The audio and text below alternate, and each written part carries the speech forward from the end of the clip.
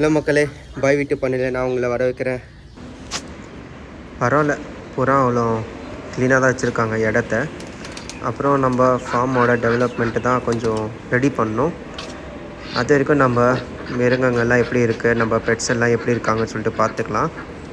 வாத்து நல்லா இருக்காங்க. நெக்ஸ்ட்டு வந்துட்டு நம்மளோட லவ் பேர்ட்ஸும் ப்ரீடிங் பேரு சூப்பராக இருக்காங்க. இவங்களுக்கு தான் ஃபஸ்ட்டு நம்ம கட்ட போகிறோம் ஒரு மாஸ்டர் கேஜு. அடுத்தது நம்ம மீன் பண்ண பக்கம் பார்த்திங்கன்னா எல்லா ஃபிஷ்ஷஸும் ஆக்டிவாக இருக்காங்க. ஸோ இன்னும் கொஞ்சம் ஃபிஷ்ஷஸ் வர வேண்டியதாக இருக்குது. இருக்கிற ஃபிஷ்ஷெலாம் பார்த்தோன்னா பிளாட்டினம் இயர் இருக்குது, ஜெட் பிளாக் இருக்குது, ஒயிட் டெக்ஸ்டர்டும் இருக்குது. இந்த பக்கம் குட்டிங்களெலாம் சுற்றின்னு இருக்காங்க.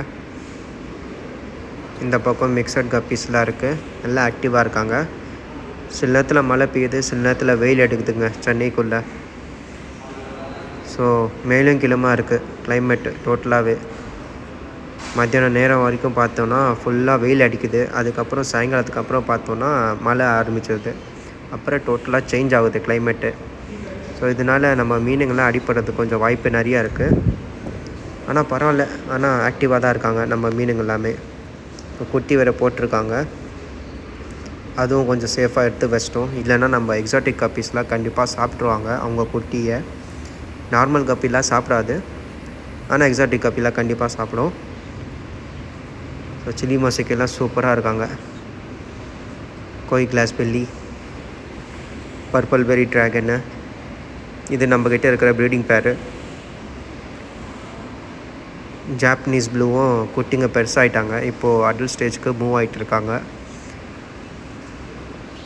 அப்புறம் புதுசாக நம்ம வளர்ப்புக்காக கோழி குட்டிங்க, வாத்து குட்டிங்க, சோனாலி சிக்ஸு, பெருவடை, சிறுவடை எல்லாம் இறக்கியிருக்கோம்.